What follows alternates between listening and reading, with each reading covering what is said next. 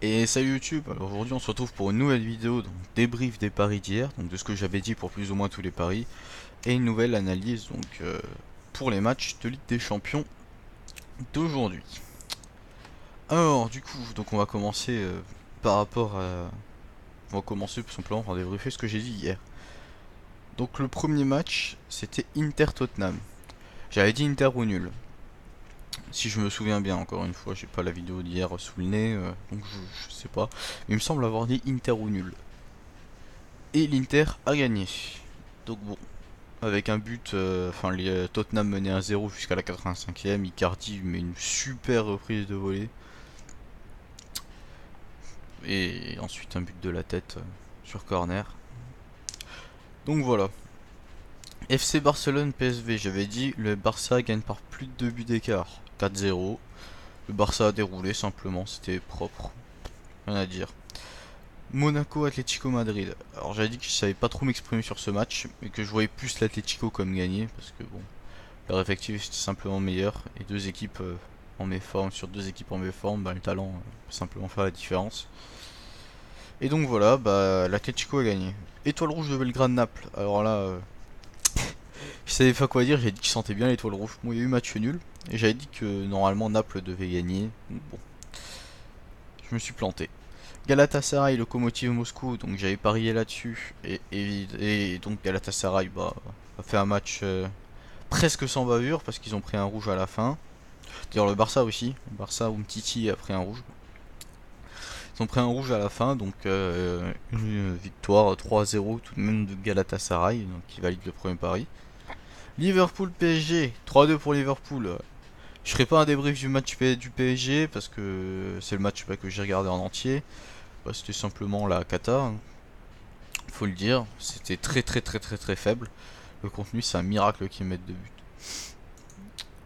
Mais bon voilà, je suis pas là pour enfin pour dire ce que j'ai pensé du match. Il y a eu plus de 2,5 buts, donc ce qui a fait que mon pari a simplement été validé. Ça fait du bien après les deux défaites là sur sur ce match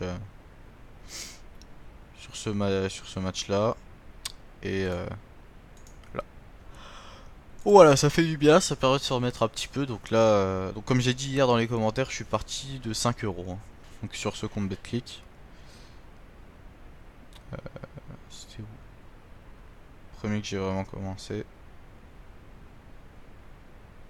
Je sais plus. C'était un endroit où j'avais fait passer une cote à 6.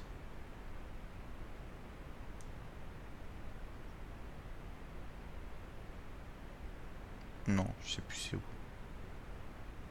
Là, c'était là. Où j'avais commencé. Et j'avais fait passer une cote à 6 avec Chelsea, Monaco et Saint-Étienne. Donc voilà.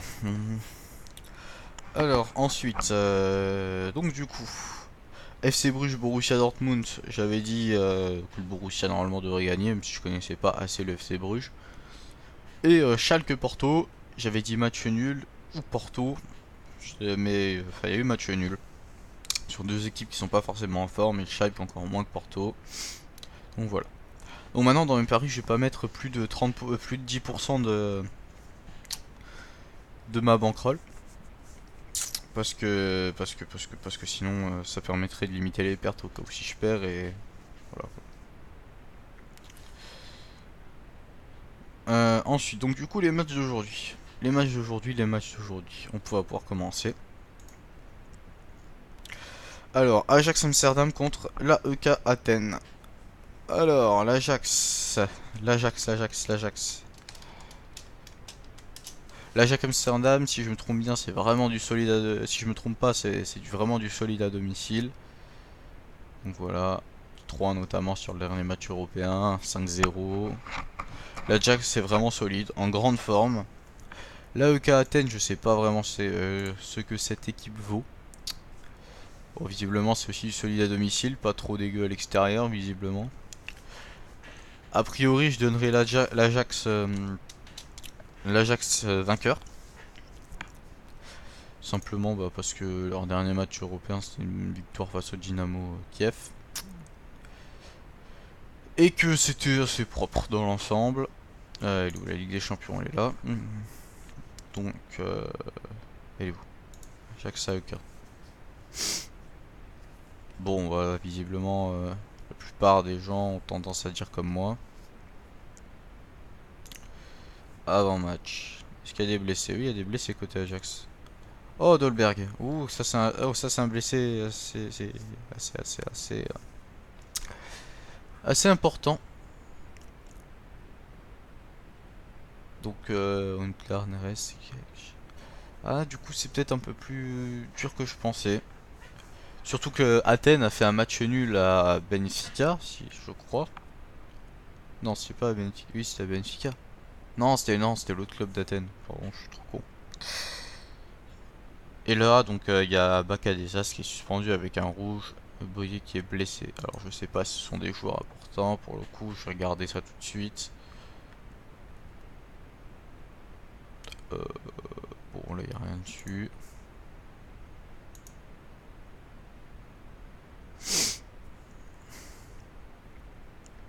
Ok,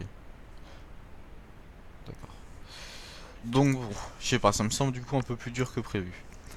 Ensuite, bon, bah, j'ai loupé Shakhtar Donetsk Offenheim. Donc alors là, un match assez...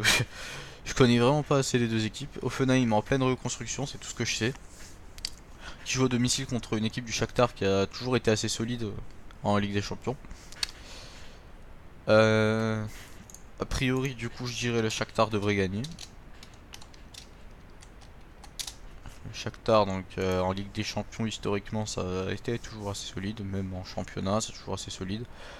Shakhtar domine son championnat. 3-0. Ah bah non, ils avaient perdu face à... Ah non, mais c'est sur la Super Coupe d'Ukraine. Donc voilà, bon, donc première ou deuxième équipe d'Ukraine, c'est solide. Offenheim qui est clairement en difficulté, par contre eux, ils ont perdu bon, leur premier match d'ouverture face au Bayern. Bon là c'est du 3-1 à domicile face à Fribourg, à l'extérieur ils ont perdu 2-1, ils ont perdu... ils ont gagné 6. Ah bon, ça c'était en Coupe d'Allemagne. Donc voilà, a priori du coup, normalement le Shakhtar devrait l'emporter. Normalement au niveau du calendrier, ils ont joué tous les deux le même jour. Normalement ceux des Ligue des Champions, ils ont pas de jour de repos. En tout cas pour les phases de poule. Hop. Donc effectivement, la plupart des gens sont assez... Honnêtement, pour être sûr, je mettrais peut-être chaque tiers ou une nul. Sur hors test, là, il y a beaucoup d'absents potentiels.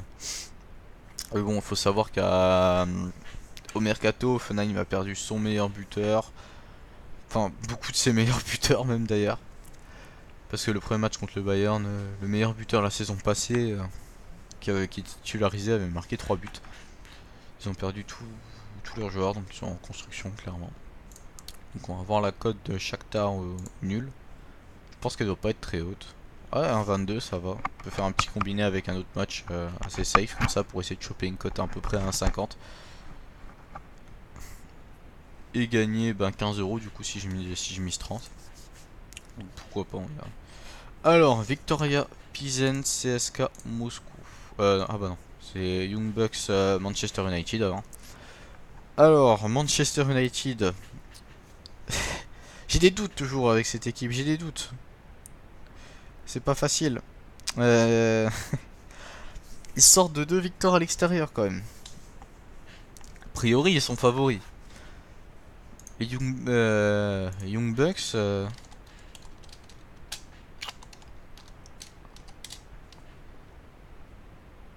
Merde. Là, je tombe sur. Super. Euh, blablabla.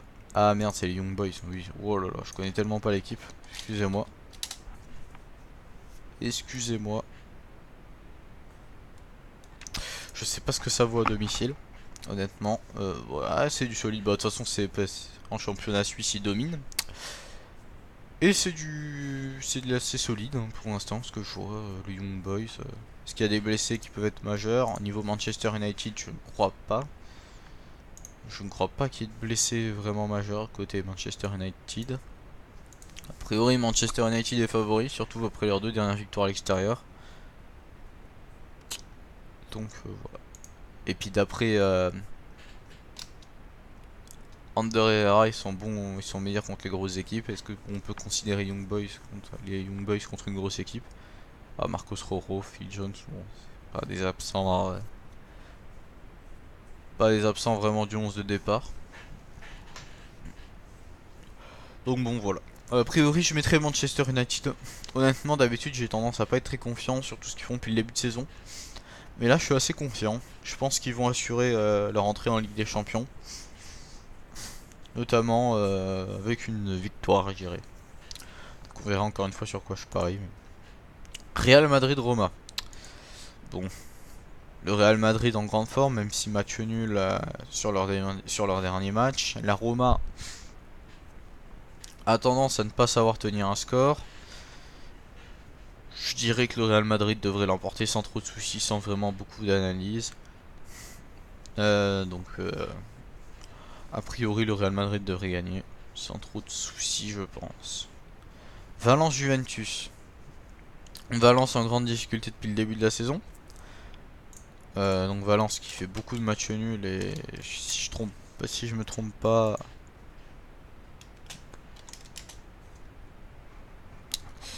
n'a pas gagné, ou alors ils ont gagné sur la dernière rencontre, mais non voilà, match nul, défaite, match nul, défaite. Donc voilà. Bon ça c'était il y a trop longtemps pour que. Donc voilà, ça c'est une. Oh pardon, excusez-moi. Donc c'est des matchs nuls et des défaites. Donc a priori je mettrai la Juventus vainqueur assez facilement. Surtout Cristiano Ronaldo qui aime bien marquer contre les équipes espagnoles, notamment sa saison dernière. Normalement il n'y aura pas de blessés puisque Douglas Costa est suspendu. Je ne sais pas si c'est qu'en Serie A. Si c'est aussi en Ligue des Champions. Je vais aller vérifier ça tout de suite. Je sais pas du coup si sa suspension est prise en compte pour la Ligue des Champions aussi parce qu'il est suspendu 4 matchs après son coup de sang. Ouais, Douglas Costa, ils savent pas non plus. Bon, normalement il devrait pas être là du coup. Mandzukic, Ronaldo, Dybala, Pjanic, Matuidi, Khedira. Bon, a priori du coup, après contre Doumbia qui est blessé côté Valence.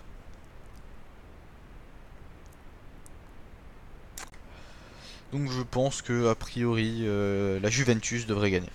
Donc voilà, c'est simplement. Manchester City-Lyon.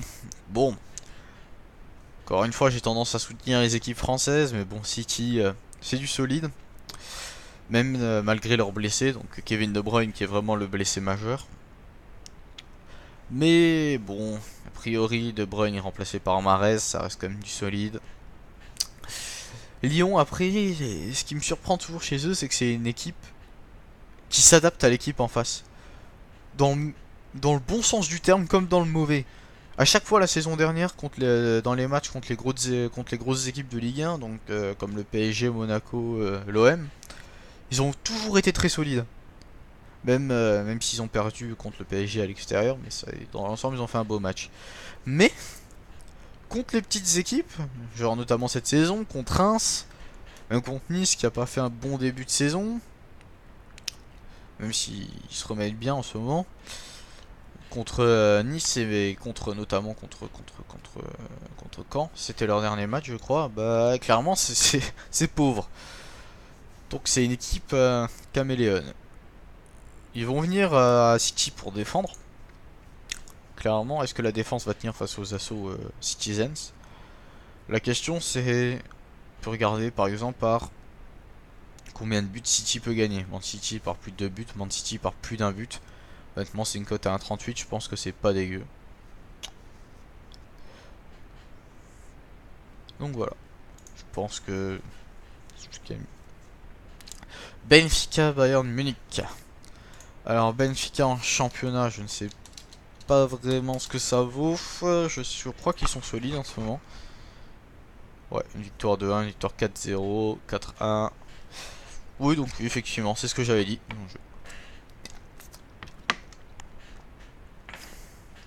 C'est du solide, effectivement. Et le Bayern, bon ben c'est le Bayern, hein, toujours costaud. notamment contre les équipes entre guillemets plus petites. A priori le Bayern devrait l'emporter, mais bon, vu que Benfica c'est vraiment du solide à domicile, je sais pas trop. Et que mine de rien, le Bayern ne m'a pas inspiré grande confiance depuis le début depuis le début de la saison. Ils prennent des buts un peu stupides.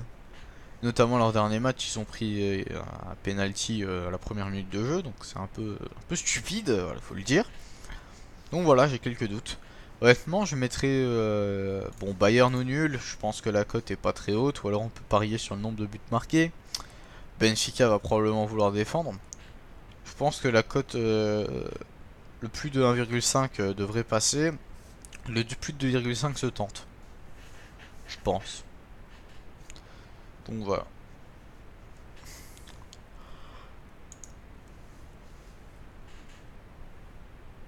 Alors, et enfin le dernier match, le Victoria Pilsen contre le CSK Moscou. Alors là, je ne connais absolument pas ce match. Le CSK,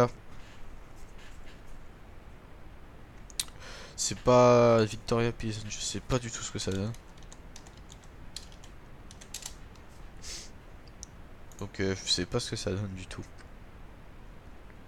Dans le championnat autrichien. Ouais, ils ont gagné leur dernier match, ils perdent leur dernier match à l'extérieur, gagnent à domicile. Ouais, c'est du solide. Bon, après, c'est de contre-performance contre le Slavia Prague. Et par contre, le CSK à Moscou,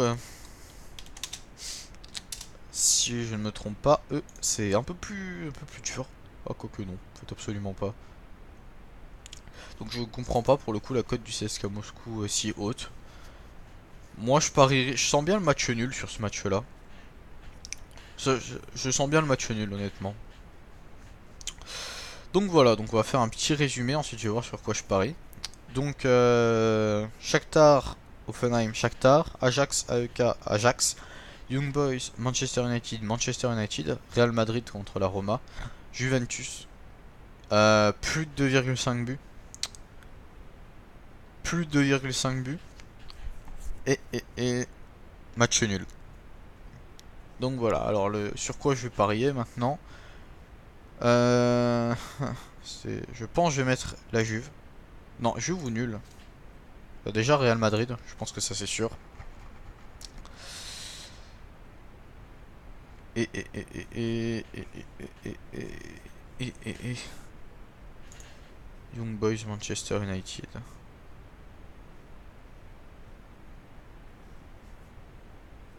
Manu. Non. Je sais pas.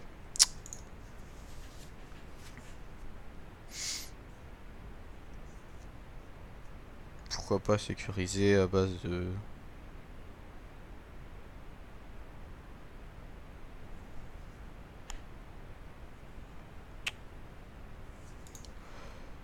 Ouais, si je pense à Juventus.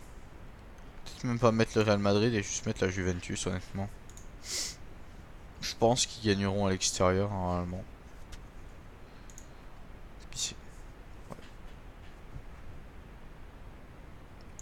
Je pense que oui, je pense qu'ils gagneront à l'extérieur. Donc on va mettre 30 € sur la Juventus.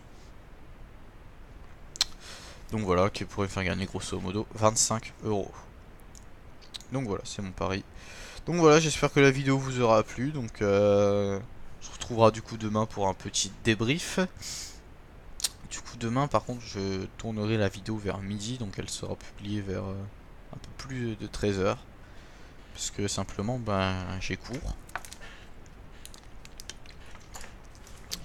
Et donc voilà. Donc sur ce, j'espère que la vidéo vous a plu. Si ça vous a plu, n'hésitez pas à mettre un petit pouce bleu, à vous abonner. Si ça vous a pas plu, dites-le moi pourquoi dans les commentaires. Encore une fois, je suis pas là, je vous garantis pas la richesse. Je suis là juste pour donner mon avis. Je vais pas faire le pronostiqueur ultra confiant. Oui, t'inquiète, suis-moi ça passe. Donc voilà. J'espère que ça vous aura plu et sur ce, ben, demain pour une nouvelle vidéo.